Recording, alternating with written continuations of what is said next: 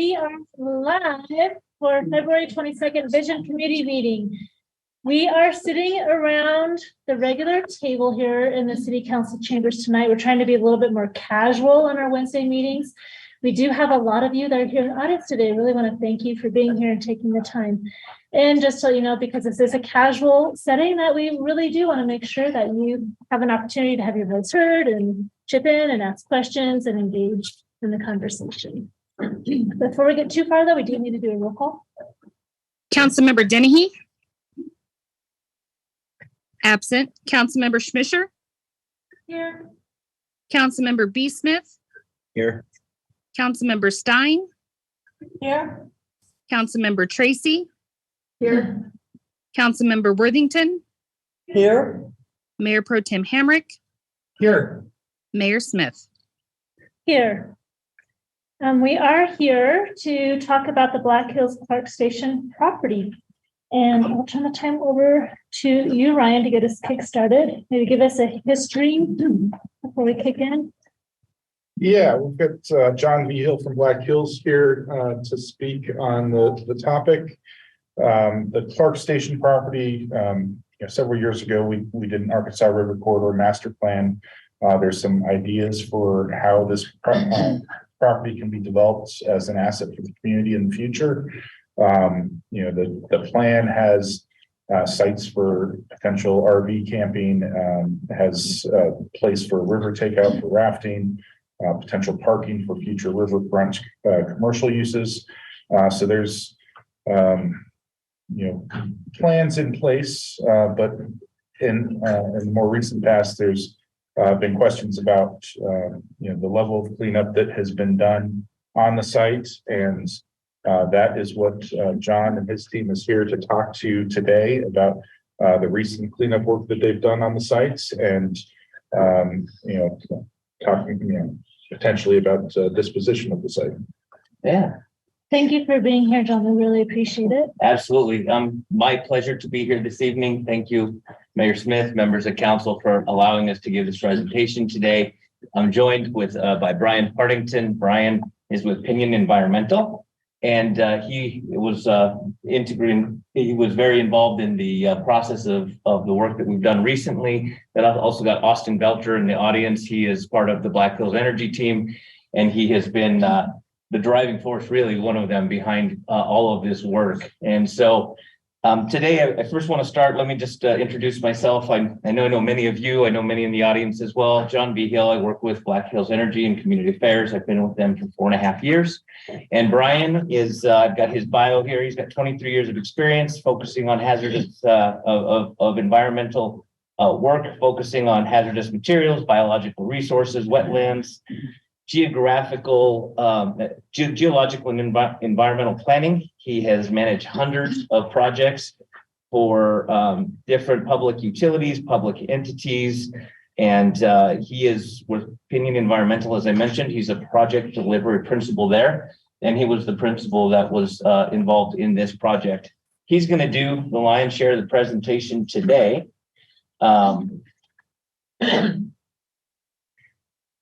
But I wanted to start by just this slide, and I want to say thank you. Thank you to the city, and thank you to specifically to Mayor Smith, to Mayor Pro Tem Hamrick, and to Ryan, because when I first came to this community 4.5 years ago, this is one of the very first issues that I heard about. And I know it had been going on for way longer than that. But it was this drawing that really helped set the course. And what I mean by that is this drawing showed us that you had a reuse opportunity for this property that could be supported by Black Hills Energy, because it did exactly what we would want to see a project do, which is to mitigate the cost of remediation and to cap the property and future issues. And so, I will just start with that and just say that it's because of your work that has led us to this point. And so from there, we took this rendering, this concept, and it was the basis for the work that we're going to talk about today. I use this phrase, making clean even cleaner. If there's one takeaway besides all of all the good stuff that's, that Brian's going to share. I would just tell you, this was a very clean property already. When we talk about the water samples were always clean. We had done a tremendous amount of work beforehand, and Brian's going to speak to that. But what we've done recently is a little bit more to make it, like I said, in line with your vision to see if we can serve as a launching point for what you want to see here. So with that, I'm going to turn it over to Brian. Right. Thank you, John. And thank you everybody for having us. It's really great to present on a project like this and a property like this because it's so awesome. I just drove into town from that way, and that's the gateway. That's the first thing that people see when they drive into your city. And it's going to be something really special, and I'm glad to be a part of it. So right here, these are some takeaways that I want you guys to hopefully understand as we walk away from this presentation, is that we've done a lot of work. A very robust sampling program was completed in 2013, and we built on that and did even more in 2021 and 2022. There were some impacts to soil that were identified, and those have been remediated. So it's a really key point, is that you have a clean site right now to do your work. As John mentioned, groundwater has been sampled twice and across the site, and it's been clean for many years. And what I think is really key, and what we're going to talk about a lot today, is that the work that we did recently in 2021 and 2022 was in collaboration with the Colorado Department of Public Health and Environment. We enrolled the project on the property into what's called the Voluntary Cleanup Program, and did the work to clean it up. And the CDPHE has issued a no action determination. Essentially, they have concurred the site's clean, particularly for the intended use as a recreational facility that the town would like to, or the city would like to develop. There is a materials management plan in place in the unlikely event that contamination or impacts or something is found in the future that details the prescribed processes to do cleanup if it needs to be done. But really what essentially we have is a site that's ready to be developed. You can take it right now and build a park. Will you be going over that due process? Mm-hmm. Okay. Yeah, we'll be going over what VCAP is, what the process looks like, how we came to a no action determination in August of last year. So thanks for the question. So quick history. This is a roughly 22-acre site. It historically operated as a coal-fired power plant since the late 1800s. In 2011, Black Hills initiated some of the environmental investigations that we'll talk about today. A phase 1 environmental assessment is really a due diligence assessment without sampling. A phase 2 assessment was completed in 2013 that identified some limited impacts. The site was demolished and recovered in 2014, 2015. The buildings that you see there on the left, those have been demolished in accordance with the environmental regulations that require like asbestos investigation and abatement. So that's all been cleaned and taken off site. And really the chemicals of concern that we've been looking at the whole time include asbestos, again, within the buildings, and then within the soil, things that you see with a power plant are like heavy metals, lead, arsenic, and long chain hydrocarbons, which is what we investigated. Again, that 2013 investigation didn't really find anything in the soil on the site, except within the area of the existing substation. Those areas that were identified as impacted have been cleaned up already. And yeah, next slide. So in 2013, it's a little challenging to see, I understand. So I'll just walk through real quick, but 27 soil borings were drilled across the site then. 26 shallow samples were collected within the area of the substation. Again, for those key target analytes that you would expect to be associated with the power plant. 19 groundwater samples were also collected. For the most part, all those samples were clean. They met promulgated standards, with the exception of a handful of locations within the substation, which again was cleaned up in 2015.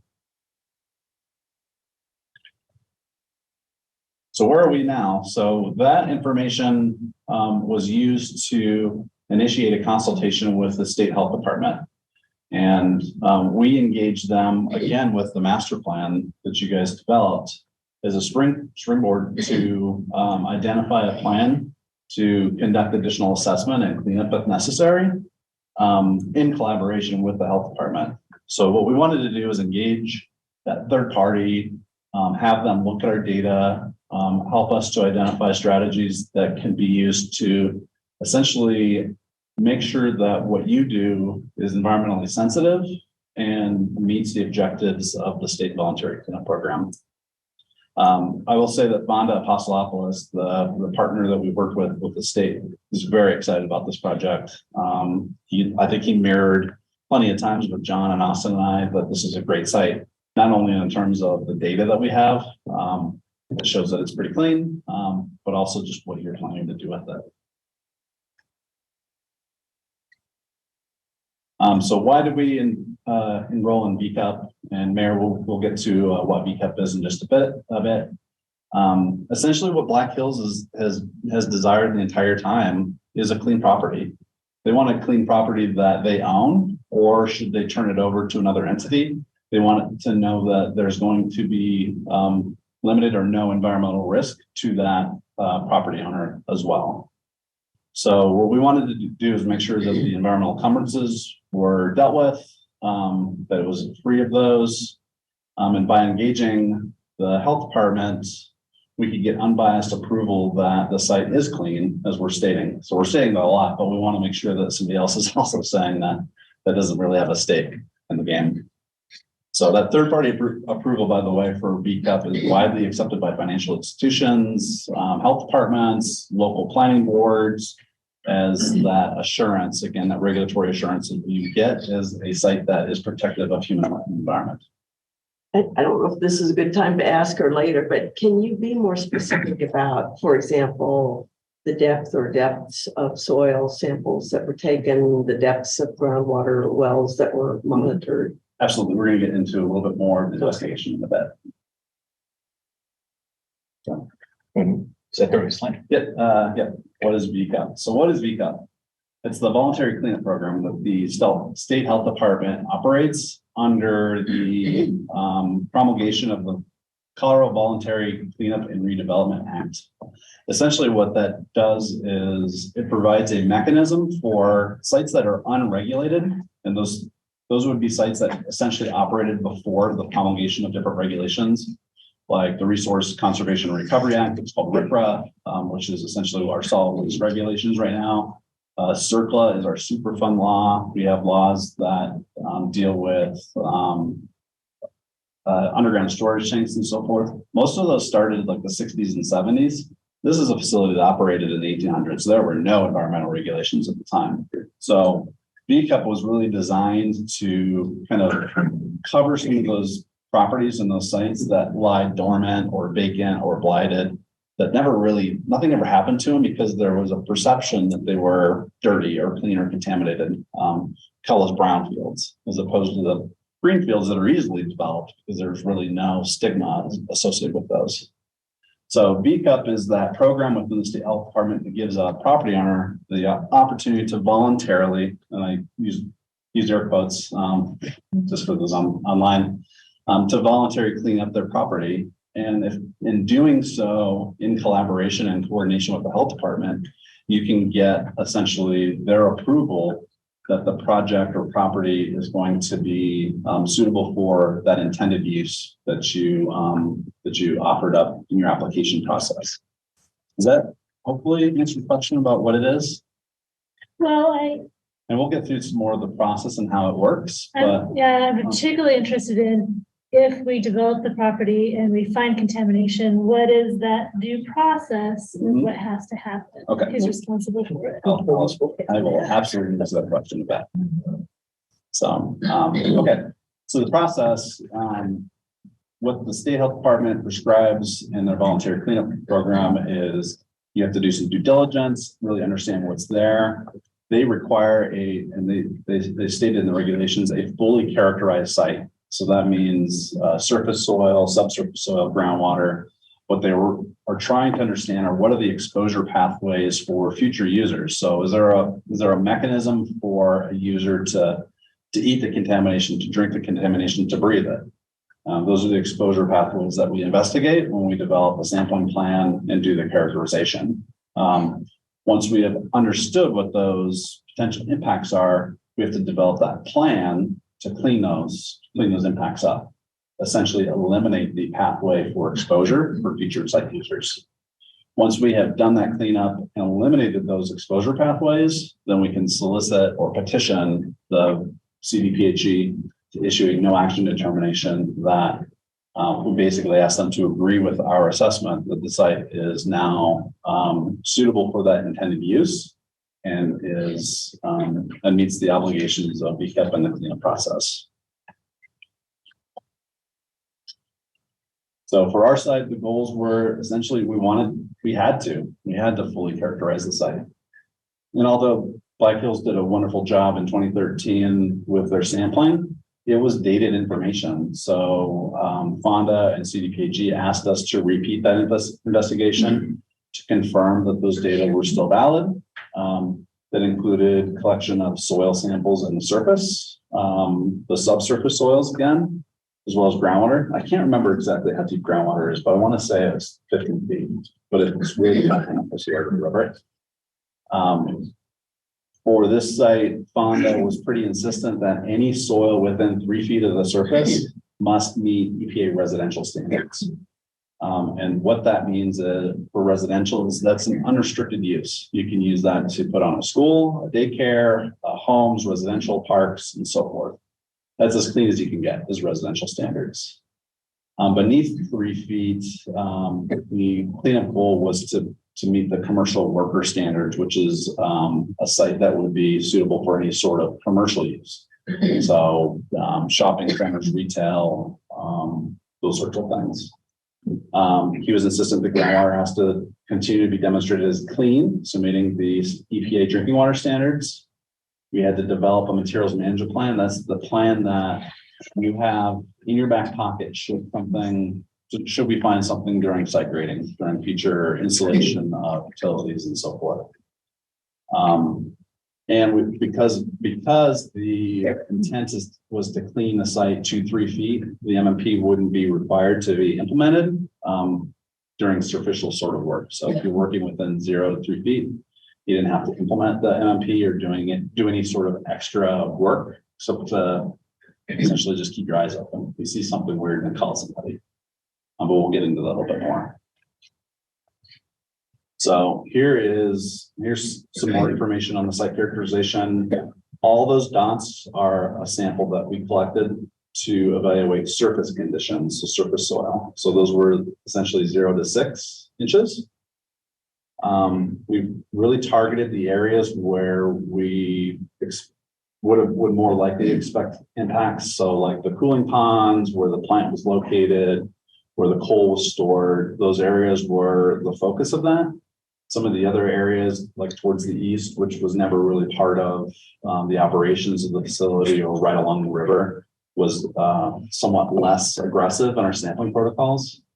But what you can see there are the green samples were clean on the initial sampling. The samples that are shown in orange exceeded the commercial standard in the surface. Those in red exceeded the commercial standard. Let me make sure I said that right. If it's orange, it exceeded the residential standard, but met the commercial standard. If it's red, it exceeded the commercial standards. So I need clarification, if I may. I think you said that all of these sampling locations were 0 to 6 inch depth. Mm-hmm. So how then do you extrapolate from that to that 3 foot standard above and below 3 feet? We'll get to that in just a moment. So we are making a lot of promises. I know, right? We have questions. So that's a great question. And really the focus of our investigation was surface soils because that's where the stuff was stored right on the top of the ground. So it's where we would expect the highest concentrations to be. And that was how we identified that in our sample analysis plan. And we'll get into that. But let's jump into the next I have one. comments about that, but I'll wait.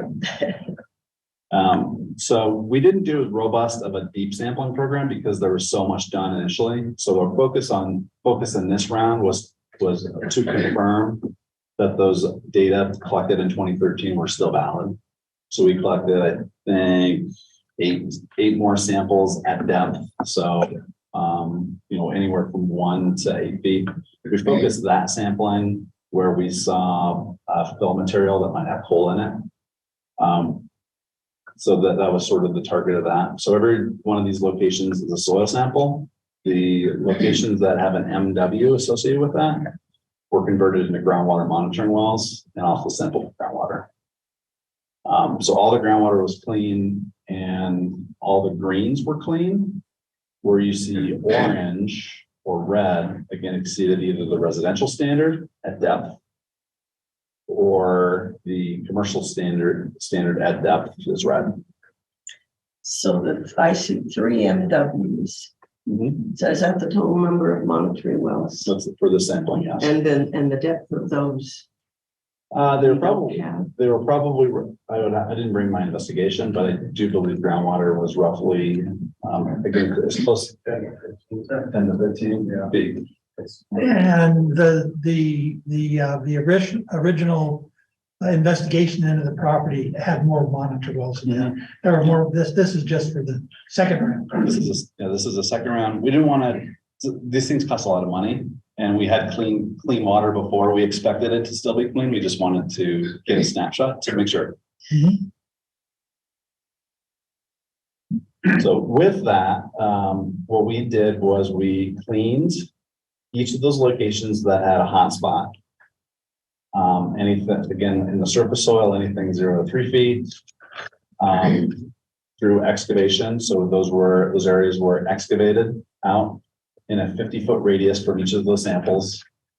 With the exception, there were some deviations. So there was an excavation number 5, which is on the right, was approaching that steep slope down to the river, so we couldn't get any deeper. Excavation 2 was right around a bunch of utility poles, so we couldn't really undermine those. So we did the best that we could, and did confirmation sampling. And where confirmation samples failed to meet those cleanup objectives, we did more digging. So we kept digging and kept sampling until we removed all that material. Sorry, So- I think you said a 50-foot diameter 50-foot diameter from each of those and then locations. how far down? We started at 1 foot. And I will say, when we saw stuff that looked bad, smells bad, we would go a little further as well until it's sort of cleaned up. If you go to the next slide, you can see where all of our sampling occurred after the remediation efforts. So we call that confirmation sampling. And what we do is take additional samples, again, at the point of the original failed sample during our investigation. And then at the points of the compass, the 4 points of the compass, so north, south, east, and west, within those excavation points, reevaluate those through the laboratory analysis to make sure that they meet those standards. So wherever something failed, it did not meet our standard, we went back out and dug more. And after we finished that digging, we sampled again to make sure that that area was indeed clean and met those objectives. What do you do with the ground that you take out of the soil? I'm just curious to. That's a good question. So the soil goes to a RCRA, so Resource Conservation and Recovery Act permitted landfill. And it goes to them under waste manifest protocols. So every single load that goes to the landfill is accompanied with a waste manifest that gets signed along the way. So it shows a cradle to grave removal action. Is that in or outside of Colorado? It's in Penrose. Penrose, I think. Yeah. Penrose, Twin Byron. Oh. Yeah. Oh. So, State and county. yeah. So all of those dots are those where you tested after you dug? Mhm. And so what happened to the spots that were orange and red? So the What about the ones that are orange and red? So the ones that are orange and red are ones that failed our initial confirmation sampling. And if you can look at the picture where it's all hatched, that's where we expanded those excavations further until we ended up with a green sample. So where there are red samples, we would do more digging and excavation. So some of those ended up being 3 feet, some of them were up to 6 feet deep. until we essentially got out of the dirty dirt. So, and you mentioned that the landfills in Colorado, there are hazardous waste landfills. There is one in Colorado, but most of the time, if you have a hazardous waste that would go out of state, this stuff in no way comes even close to being characterized as a hazardous waste. We consider it a special waste or a solid waste, but it's not a hazardous waste at all. So it's something to be very clear. Hazardous waste is the definition of the RCRA regulation, and we did not come anywhere near that with the material that we found. So those are all the excavations. This is a picture of what those look like. So this is excavation 3. You can see that we tried to do a 50-foot radius around each of those locations, but in that case, it kind of got cut short where the drive was entering the site. We didn't want to destroy a perfectly good driveway, so we amended some of those. All the soil that we brought back in to backfill, we sampled that to make sure it was clean. We didn't want to bring something dirty back onto a site that we just cleaned up. So there has been sampling to confirm that the import material also met the residential standards for the surface at the site. There's some more pictures of what that looks like. So on the left, they're backfilling, and I think on the right is post backfill before it was reseeded.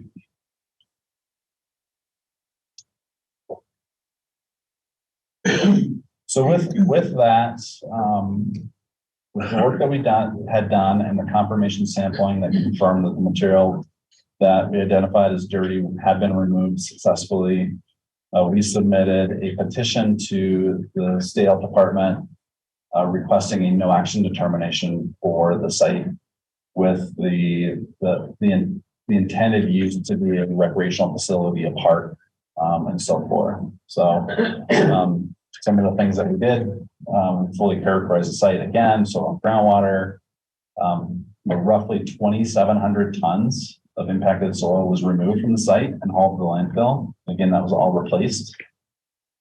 Confirmation sampling showed that the remediation was successful. We were able to demonstrate to CDPHE that we did eliminate exposure pathways to future users of the site. Part of the application was commitment to implement a materials management plan with the conclusion that the site was protective of human health and environment.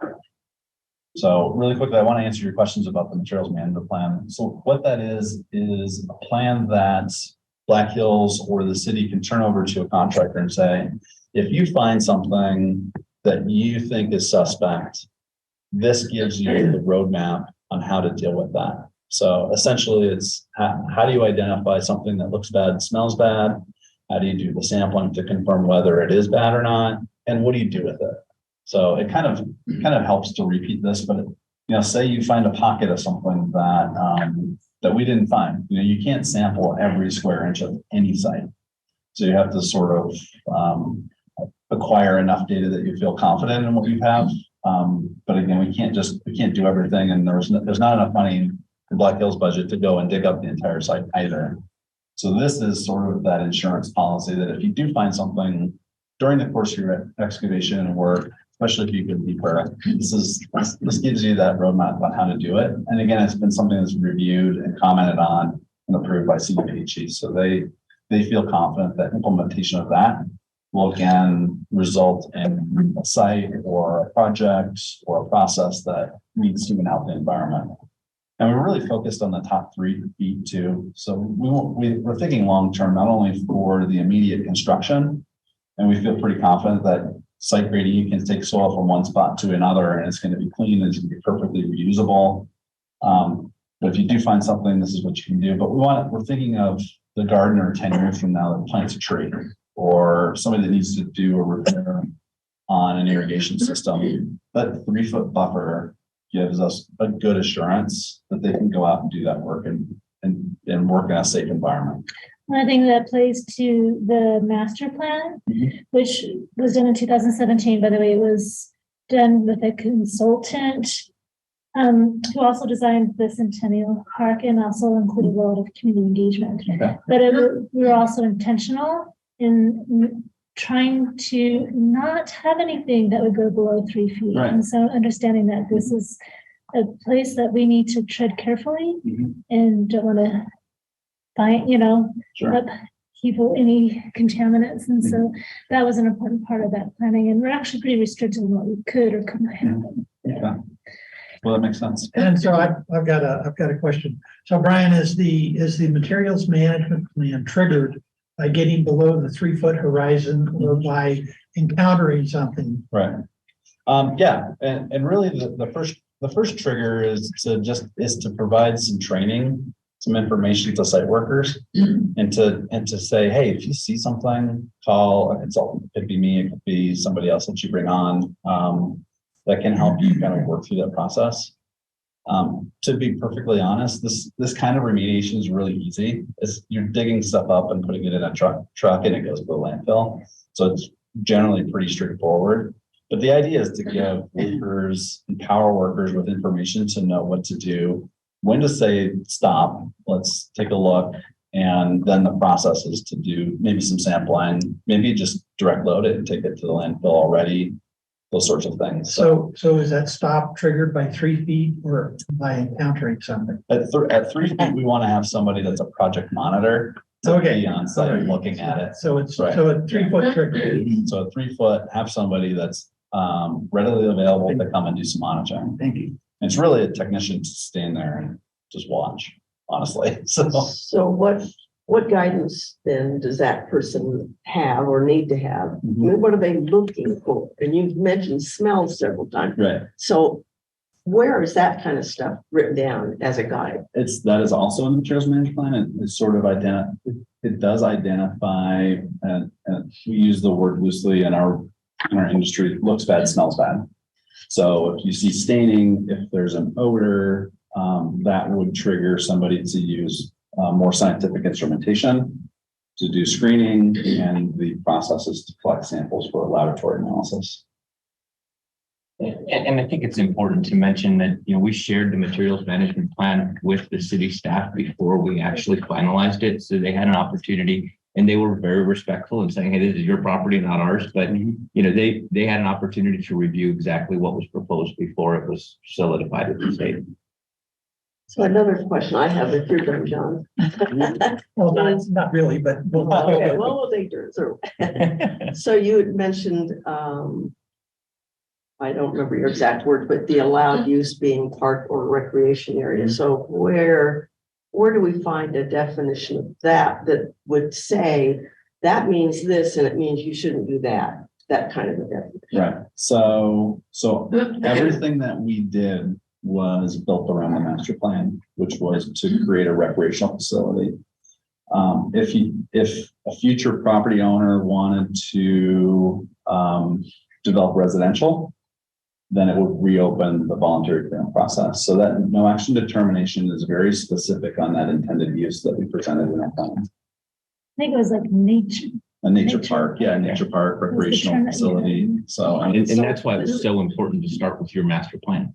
I mean, essentially what you envision today is what we cleaned for. Right. And what I'm just trying to get down to the specifics then of, is there a list of things that just shouldn't be done? Like planting certain kinds of plantings that are going to go deeper with their taproot or whatever. No, we kept it fairly broad so that it wouldn't be so prescriptive. But there's nothing. The letter is a 1-page letter from CDPG it's all fairly canned language that says we appreciate your work and you did work accordance to your plan, and there's really no risk to human health and the environment. There's a kind of another aspect, I think there, Brian, that maybe is helpful in this discussion, and that is that the phase 1 environmental assessment identified constituents of concern that needed to be investigated, which Black Hills did, and Black Hills discovered certain of those constituents. So based on that list of discovered items, that's where the materials management plan comes in, because generally and specifically, I think all of the items that were discovered there's not a transport mechanism by a taproot or something like that. These are generally petroleum-based products like PCBs or oils or other things like that. There's definitely, we have not left any PCBs on the site. The only thing that would be left are those low mobility contaminants. So long chain hydrocarbons. And frankly, the concentrations of those are probably a lot lower than the hamburger you grill in a barbecue. Mhm. So those are things that actually pop up in that same suite of tests that you would do. Or some metals like arsenic or lead. But they are not mobile. Once they bind to the soil, they kind of stay there forever. Right. Brian or John, can either of you talk about the no action determination or maybe in the materials management plan about whether you find something, if you have to chase it, and what that long-term liability is, or having to do more work if you find something. Yeah, that's a great question. We wrote it that it's sort of like if you move it, you own it. So if you were to use an excavator and find something that disturbs soil, then is sort of triggered in the solid waste regulations. And if it's impacted, then you would have to mitigate that according to that plan. But there's no requirement to continue chasing, particularly below that 3-foot level of that material. So we can stay there. Again, that 3-foot cover is way more than usually PHE requires. They usually start at 12 inches and maybe end at 18 inches. So we have a bigger buffer than normal. And those materials that are left are very stable. So that's one of the great reasons we did one of the data from the groundwater sampling shows that those contaminants have not mobilized and gotten into groundwater. So that clean groundwater sort of supports that. Right. Thank you. Welcome. Putting it in English for an old lady, Yeah. anything in that 3 feet, does that, the liability stays where? Right now it's with the property owner. Okay, so it's say, for instance, the city takes over ownership of the property and you start digging or whatever, and then you discover something else, then tough, the city pays for it. Yep. Okay. Which is different from surplus, where you never get rid of your liability. Yeah, it's one part of the volunteer cleanup program is it will keep you out of CERCLA. That is part of the reasoning behind that as well. Is that you will not be brought into a CERCLA, which is super fun, by the way, situation. So that is one of the liability protections you can get if you're going through this process. So going back to that master plan, knowing a lot of that, as well as very intentional that it's horizontal, nothing vertical, and also steering clear of places we knew were going to be hot spots. Like we're not even going to go near any of that, just to reduce that risk of finding any contamination. Right. The other reason for no vertical is that there's a lot of easements on that property as well. And so it's just not really conducive to vertical, no matter what. But it can be awesome for open space, to open it up to a community and to have a raft and take and outtake, maybe an RV park that could be operated to maybe help generate income to pay for that facility and the maintenance of that property to the public. It's a good location. Is there a sense from the VCUP process of what percentage of the 0 to 3 feet ground soil is still contaminated? We clean up every bit of that we found that was dirty. So, but as you said, you can't possibly test all of it. So I'm just curious. But we wrote a materials management plan, with the assumption that we can't eliminate 100% of the risk. So there's going to be a small amount of risk, and you may find something during the course of this. I can't guess as to a percentage. Not asking you to guess, but if you are able to quantify a little bit more what that risk might look like, that would be really helpful. And I'm not sure if that was done by CDPHE or by yourselves as part of the VCUP process. I actually just, one of the things that I think I would throw out is I was thinking about this, is you redevelop, and we've used the example of if you had to put like a sewer line in. Okay, if you have to dig X feet deep and it's going to be 40-foot long trench. Okay, you can at least imagine how much dirt that is. You can quantify that and quantify if every single piece was dirty, this is how much it would cost. If 100%, if 50% was dirty, this is how much it would cost. And so there's a way to at least quantify the risk when you're thinking about redevelopment, but I don't think without a specific plan, I don't know if that's possible. Do you know about what percentage was tested?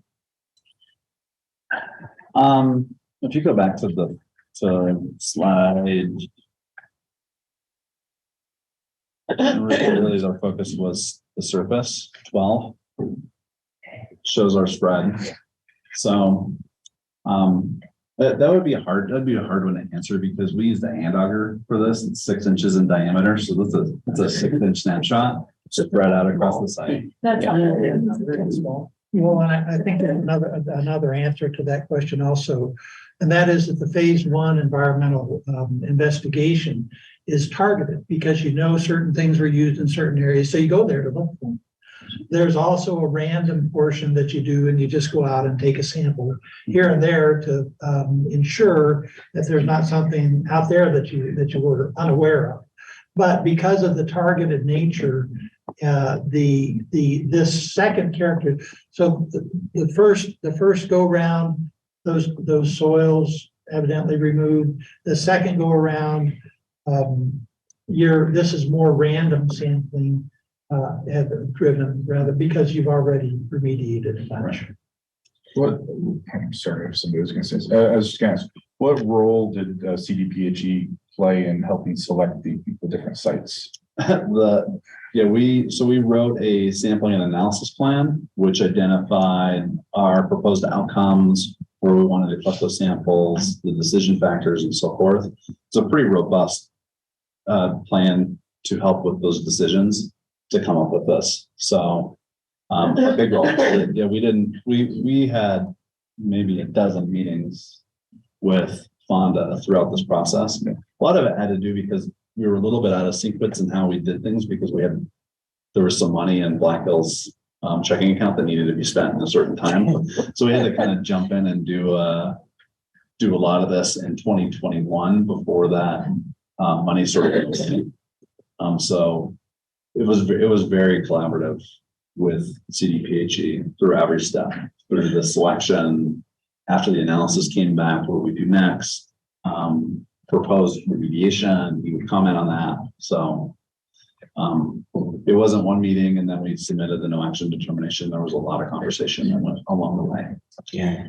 Did I interpret on one of the following ones where you showed the orange and the red, and you had the 50-foot diameter, you also had green dots around that 50 foot. I'm assuming that's where you went back and retested to make sure that out to that 50 feet, everything was clean. Exactly. So if you look at the picture on the left, so that big purple blob is the surveyed area of that excavation.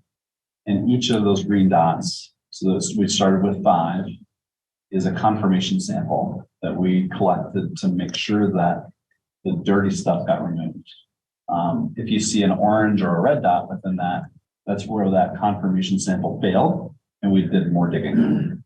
And that's the thatched area, right? The more digging. Yeah, so if you see that hatched area is where more excavation occurred. So it happened once or twice or 3 times, however many times it took to get to the depth where it was clean. We've emailed this presentation to council, so you guys can zoom in on it.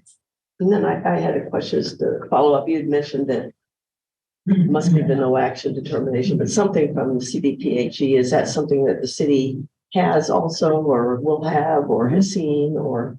Yeah, everything that we submitted to the state is in the public domain and is available for anybody to have. And then I had a follow up for you, Ashley. Did you say possible RV park? And to me, that would drive some excavation. So I just kind of. Can you go back to that? Sure. Picture? And it was done in 2017, so the memory isn't super good, but I thought I saw Warren. You were there, you were part of this planning and determination, and this, you're one of our community members. To the far left. Yeah, way back in the corner. Yeah, and in the currently kind of treed area back there, on the western end of I the guess my property. question is, that would require excavation or running electricity or whatever other services you're having, unless you're just doing dry camp. That's in an area that's really low. It probably actually is gonna get filled more. Yeah. It's It's very low. The where, grade changes maybe 10, 12 feet. yeah, there's, I think there was a water intake facility for this historic facility. So it's actually quite a bit lower. And that's in an area that was actually very clean. We didn't do any remediation over there. Never had to. I think, the soil that's where the old railroad grade is, so coal was brought in by rail, and we sampled that material, would be a great borrow soil to bring over to the RV site on the west end. And again, we tested that, it was clean. So another way to prevent finding future potential contamination is to add soils. You just never get down. Right. We only have 15 more minutes left to this meeting because planning commission starts at 6. I would like an opportunity, if there's anyone in the audience that has questions, that this would be a great time to ask these. Sure. I'd just like to make a comment. You were asking about the sampling plan. On the original phase 2, I was part of the consulting group that was doing it. And the sampling was more focused on different regions of the facility. So where you might have oils or cold storage is where they focus the sampling for that phase of the project. This second phase seems to be more of a random sampling to collect more information throughout the energy site, but those original samples were focused in the areas that they had the most concern.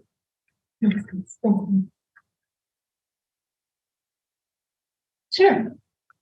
So I was on this committee and pretty much all the committees that dealt with that. Anything on the river corridor and Centennial Park. The idea was to come up with a plan. We would go forward with the master plan.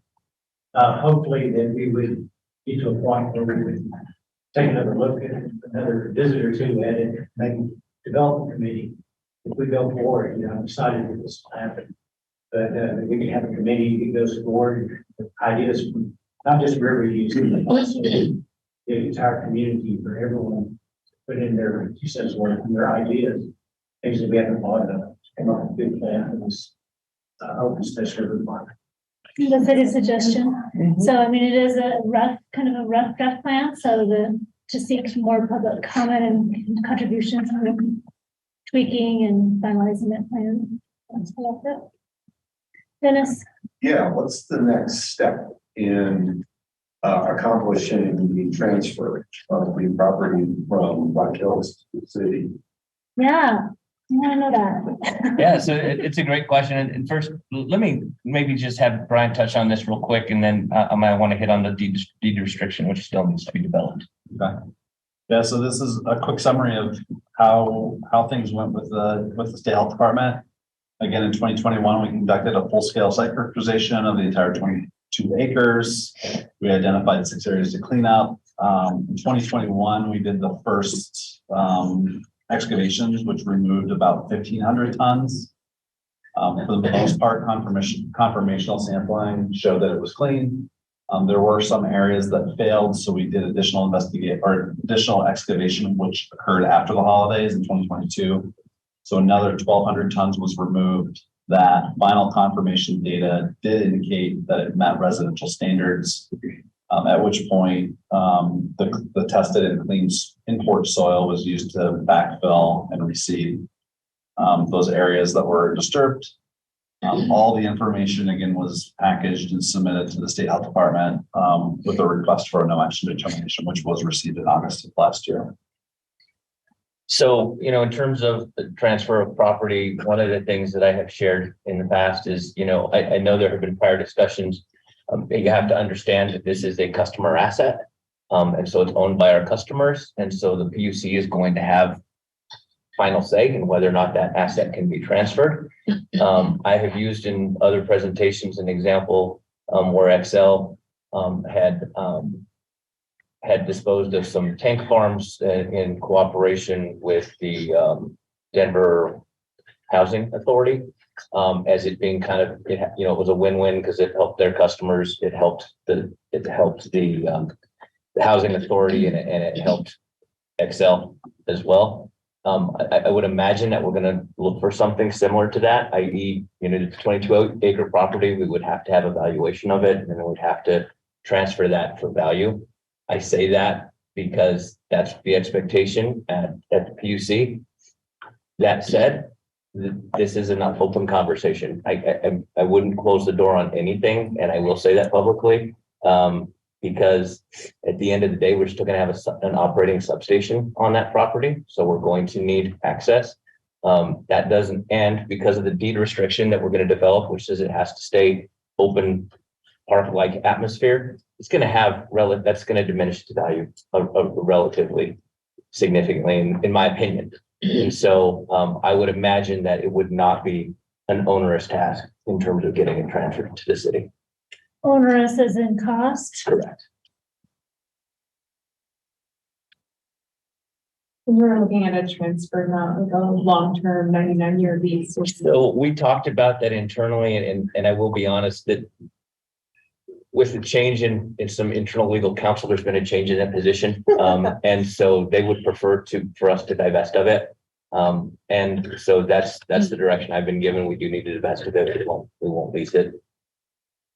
I would imagine part of the valuation then would also be the ongoing risk and liability Yeah. of the materials management plan. You're going in the right direction. Mhm. Yeah. So, I just want to, is there any other questions? I'm sorry. Did that answer your question? Yeah. Okay. So, Is there a timeline? I guess for the next steps, it's really going to be for this body to decide if they want to give their staff direction to, proceed with some negotiation of acquiring the property. We are certainly open to that conversation. I will just tell you that this work was done specifically with this project in mind. And when I say it, I'm not saying it to placate anybody. It was actually Mayor Pro Tem Hamrick who said to me, this materials management plan is too restrictive. We can't do anything with that property. That's what caused us to go back. That's why we did what we did. We've invested more than $365,000. That is not recoverable from customers. And we made that investment in this community because we believe it's the right thing to do. And I will just tell you, I saw a number of you at the chamber function last Friday, which was a really, really pleasant event. They talked about private-public partnership, and that's exactly what this is. We've made a significant investment in this property so that you can, meet the long-term vision of what you would like to see on the Western Gateway. Probably something to add to that, John, that some of the council members weren't here at the time, is that Black Hills also sold some water shares, and that money was donated to the city. And we have kept it and earmarked it so that money from those shares that Black Hills donated to the city could go back to future development of that property. And that's about what, 200? It was $282,000. It was from the shares of the water associated with the property that we sold to a local user, and in exchange just gifted that to the city. So. Anyone else? Warren? I just want to harp on that a little bit, I think that there's a lot of backing out of Black Hills bashing going, as far as electric rates and all that. If this thing goes through, it's going to be a big plus for the city. And if you add together all the money, 282,000 plus all their time and energy putting this together. I think you guys need to give a hand to what this. Well, I appreciate that comment, but really it's the best thing that I could see happen to that property. I mean, it was an icon in this community for a number of years. I know that was a contentious closure. It would be really great to heal a lot of that and make it something that this community really wants. And that's what we're hoping can happen. And I think the audience here today shows that there's a lot of interest in seeing this property come open to the community to benefit from this as a nature park. I agree. really appreciate the work that you've done and the cleanup that has happened there. This has been really huge and we really appreciate the partnership and that you've been working so well with the city and in creating a future for the Clark Station. So we have 5 minutes before the planning commission starts. Is there anyone else from the audience that has anything that they would like to say? Just And then- one thing back on contaminants. Were there any specific contaminants? Like when you say dirty, The majority of what we clean up were called polycyclic aromatic hydrocarbons, which are long chain hydrocarbons. That was overwhelmingly most of what we did. Those are associated with coal and incomplete combustion. thank you. I guess as we're wrapping up, there'll be a chance for the city council to give staff direction. Do you want to move forward and saying if we can come up with an agreement for transfer of property? And we can set up an executive session to discuss in more detail. Okay. So that's where, do you want to go to executive session to discuss? Yes. Yeah. Okay, that will not be today, it'll be, that. Okay. All right, well, thank you again. We really appreciate it. Thank you Thank for you. everybody that was. Thanks, guys. This meeting is adjourned.